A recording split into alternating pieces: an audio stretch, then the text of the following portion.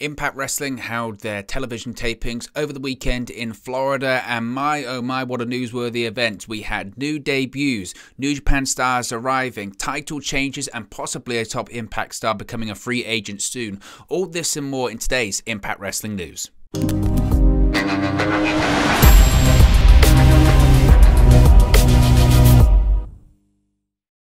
Hey guys, welcome back to Wrestling News 365. Hope everyone is doing very well. As always, there is a ton of news stories to get into today. So as I mentioned in the opening there, Impact Wrestling held their television tapings in Pembroke Pines, Florida over the course of the weekend. 2 nights worth taping for the next month or so. And as I mentioned, plenty of big news stories coming out of those television tapings. So as always, there is a spoiler warning before we get into it. We're probably going to only do the one spoiler warning because every single story we're going to be talking about today is a spoiler that happened at the taping. Also as well, just a bit of a side note, there is so much going on in the world of Impact Wrestling right now that I've already got tomorrow's show lined up because every single day there's so much story and so much news coming out of the company. So stay tuned, subscribe button right hand corner, smash a like on the like button because we've got a lot to talk about this week. Plus it's Royal Rumble week when it comes to WWE, and AEW is doing stuff as well, so it's an exciting time to be a pro wrestling fan. Anyway, as I mentioned, spoiler warning, let's get into the first story that sees a title change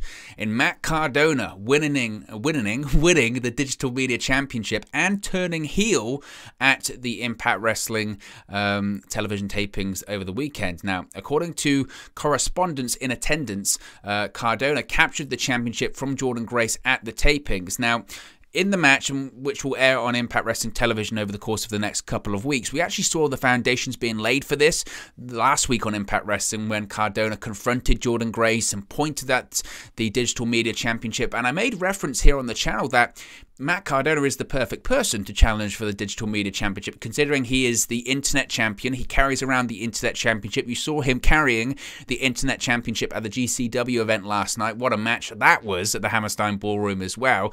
But I've said this several times, haven't I, recently? I really want to see that version, the GCW version of Matt Cardona in Impact Wrestling. I don't want to see Zack Ryder. I don't want to see the Zack Ryder version of Matt Cardona in Impact. No, I want to see the GCW version. And that's what we're going to get, because according to those in attendance, Cardona hesitated to perform his moves on Grace until he just snapped at one point, turning heel and hitting her with a reboot. Grace kicked out, but Cardona kept control and tried to hit her with a bout shot. The referee was distracted, which allowed Cardona to hit Grace with a steel chair. He then finished her off with radio silence for the victory.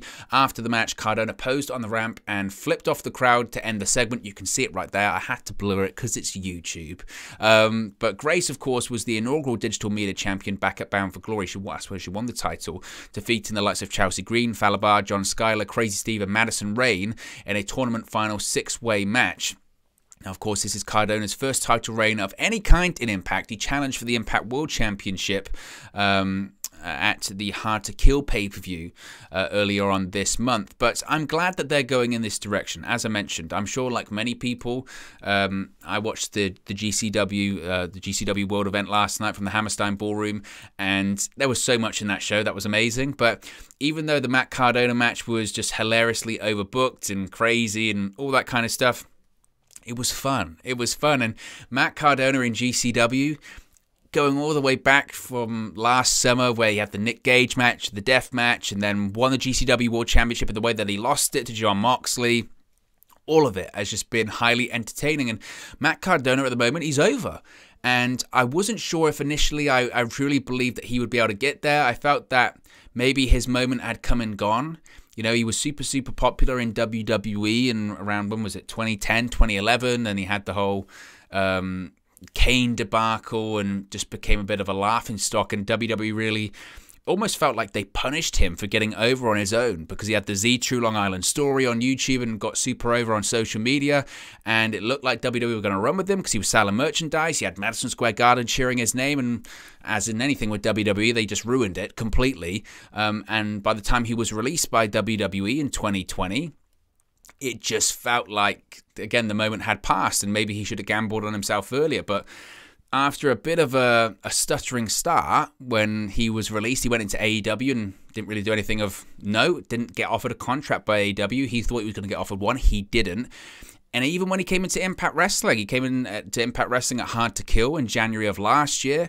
And again, didn't really do much of substance, was involved in feuds, but it was just, as I mentioned before, it felt like he was just being Zack Ryder still, and he was just being Zack Ryder in the indies. And it's only really last year when he arrived in GCW and he was a heel because he was still being Zack Ryder. He was Zack Ryder in what is the modern day equivalent or version, shall we say, of ECW, that really hardcore audience, violent audience.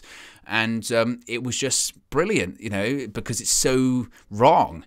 And once he started acting up and being a heel in that environment, I said before that that's what I wanted to see in Impact, because that version of Matt Cardona in Impact Wrestling can be Impact World Champion. I don't care about the old version of Matt Cardona. I don't care about the WWE Zack Ryder version of Matt Cardona. No, I want to see this version, and that's what we're going to get. So in addition to seeing that side of Matt Cardona, which I'm very excited about, you also see him winning a title that he should be winning.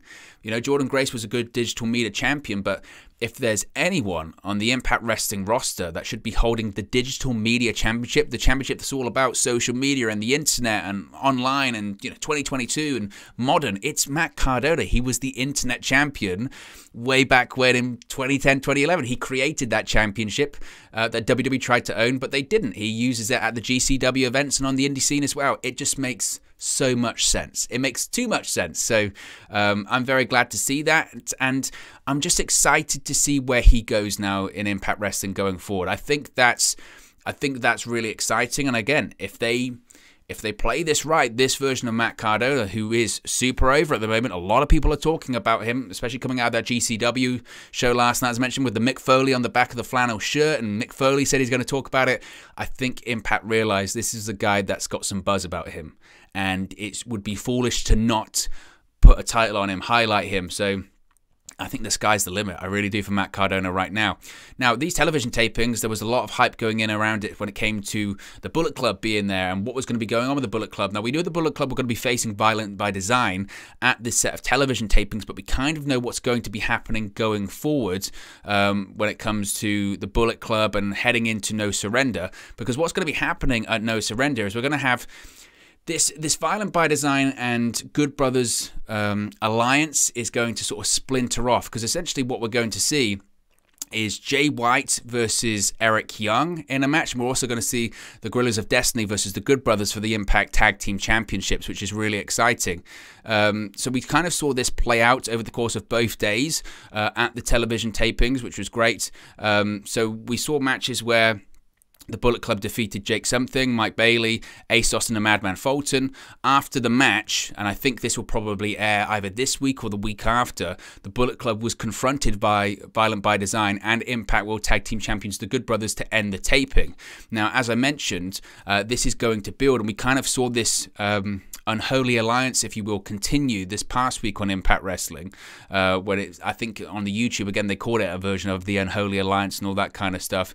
So a segment between the Bullet Club and Violent by Design and the Good Brothers makes official Eric Young versus Jay White, and as I mentioned, GOD versus the Good Brothers for the Impact Tag Team Championship. So we know that the Bullet Club, specifically Jay White and GOD, are actually going to be part of No Surrender as well. Now, of course, they didn't tape that this set of television tapings because it's in February, but basically this Bullet Club influence and this Bullet Club presence in Impact Wrestling is going to continue over the course of the next at least month or so, but possibly even longer.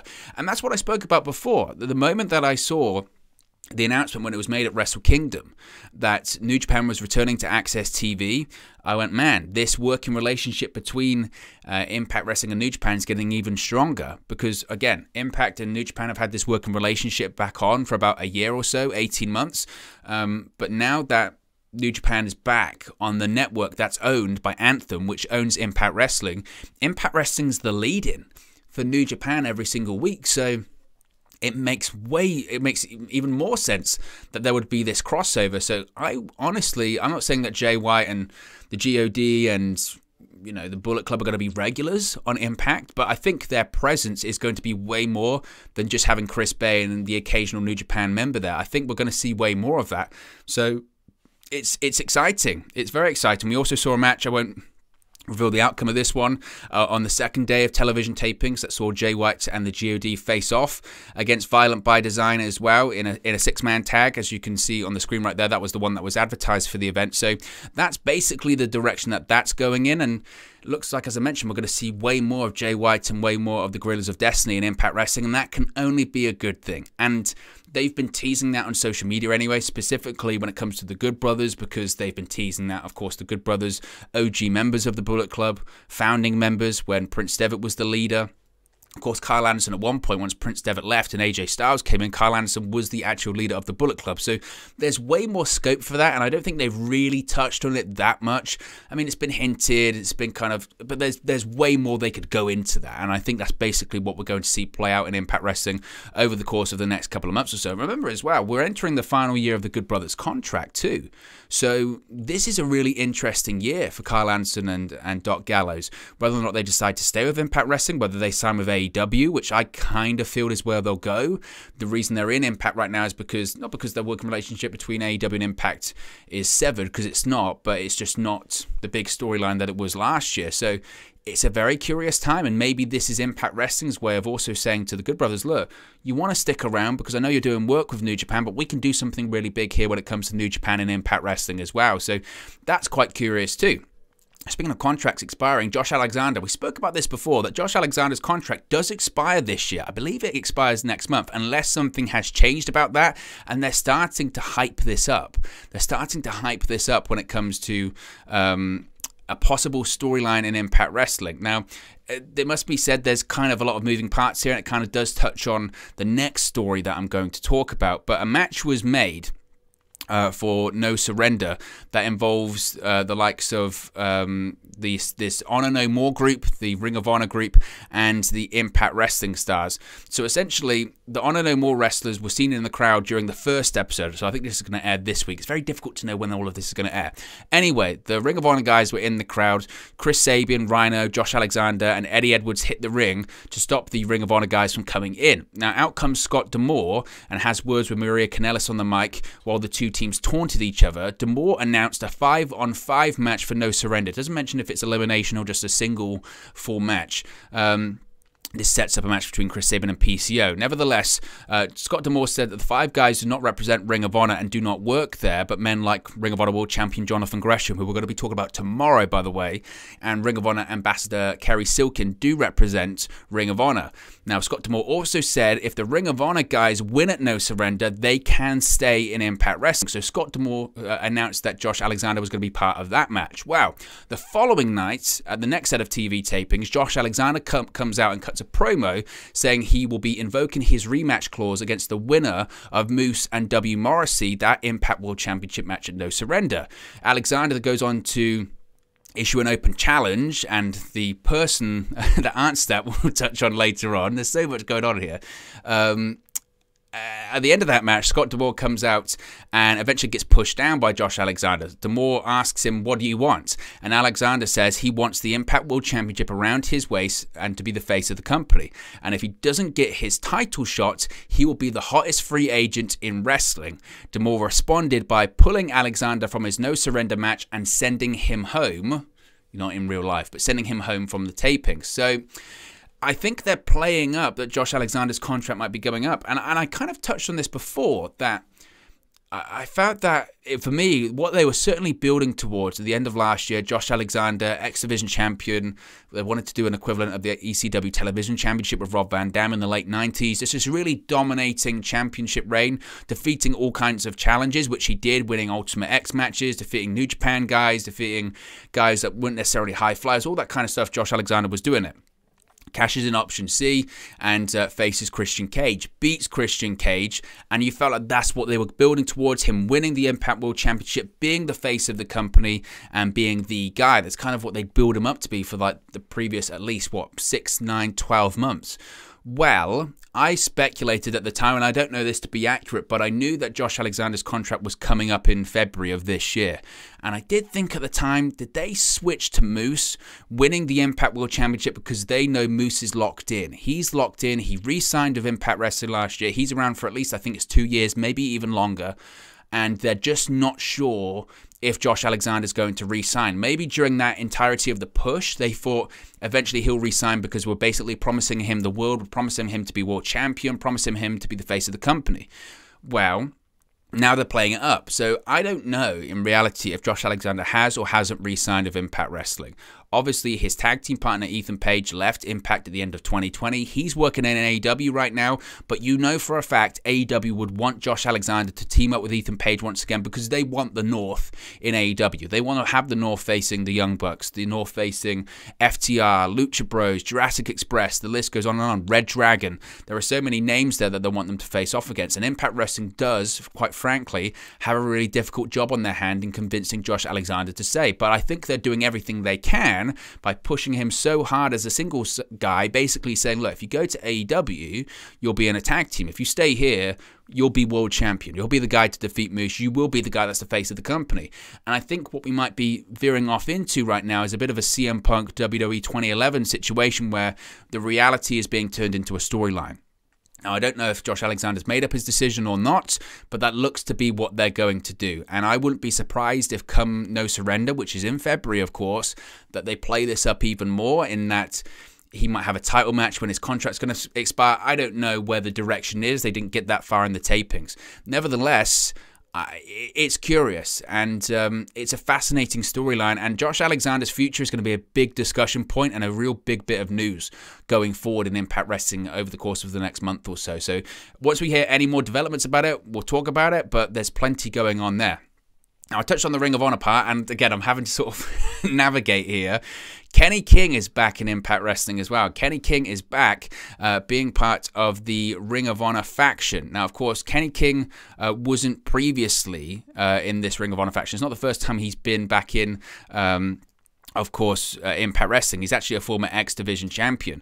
But Kenny King, who, as I mentioned, wasn't actually in the first group, if you will, or first time that when they appeared at Hard to Kill and all that kind of stuff. So he makes his appearance, his first appearance during, I think, maybe next week's episode, not this one, where Josh Alexander has a match against Vincent. Now, the Honor No More guys were at ringside. The Impact wrestlers came down during the match to even the odds, but the Ring of Honor guys got an upper hand. After the match, Kenny King came in from the crowd and helped the Ring of Honor guys and joined them. Matt Taven warned that more wrestlers were coming from Ring of Honor. So we might see more of this going forward. Names that were on the ROH roster, who of course are now all released, so they're all technically free agents. As Scott D'Amore mentioned, they don't represent Ring of Honor. They're not signed to Ring of Honor. They're just doing the kind of ROH implied angle, which Ring of Honor have blessed as well. But Kenny King is going to be part of this faction. So who else could appear? I mean, you can let me know your thoughts below. What other Ring of Honor names do you want to see appear in Impact Wrestling, and what other Ring of Honor names do you think will appear as part of this Honor No More faction? I mean, there's plenty of names out there, and I think given that we're going to have this big 5-on-5 match at No Surrender, which I think the Ring of Honor guys will win and all get contracts in Impact Wrestling. We know that PCO's already signed with Impact, so the suggestion certainly would be that the other guys probably having the match at No Surrender just makes it official. There could be maybe a surprise Ring of Honor name that shows up in that match and actually gives the Ring of Honor guys the victory. So Kenny King's back again, former X Division champion. I really enjoyed his stuff in Impact Wrestling back in, it was really the sort of the Bischoff era, the Bischoff Hogan era that he came in there, and he was great. A big fan of his work, so exciting to see him back, certainly. Now, he wasn't the only name that made his Impact, return, but this would actually be his debut. Former WWE superstar Connor appears in Impact Wrestling at the television tapings. Now, he worked several matches, the first being on Before the Impact, I think it is. It's Before the Impact. He works a match against Eddie Edwards, which he loses, but it wasn't the only match that he had. So he works, that's on night 1 of the tapings. Night 2, he was the one that actually answered Josh Alexander's open challenge, and it was very, very quick, actually, because, as I mentioned, Josh Alexander, when he announces he's going to be invoking his rematch clause and says, but in the meantime, I'll have an open challenge, out comes what they're calling Big Con. They're not calling him Connor, but they're calling him Big Con. Alexander basically squashes him, immediately gets Con into an ankle lock, and Con tapped out. So interesting to see him working. I haven't really seen much of him since he was released by WWE back in, I think that was 2020. It might even be before that. I can't recall. But of course, he was part of the Ascension. And I mean, there's so much when it comes to former Connor O'Brien, I think was his name. I remember him from season, I think it was 4.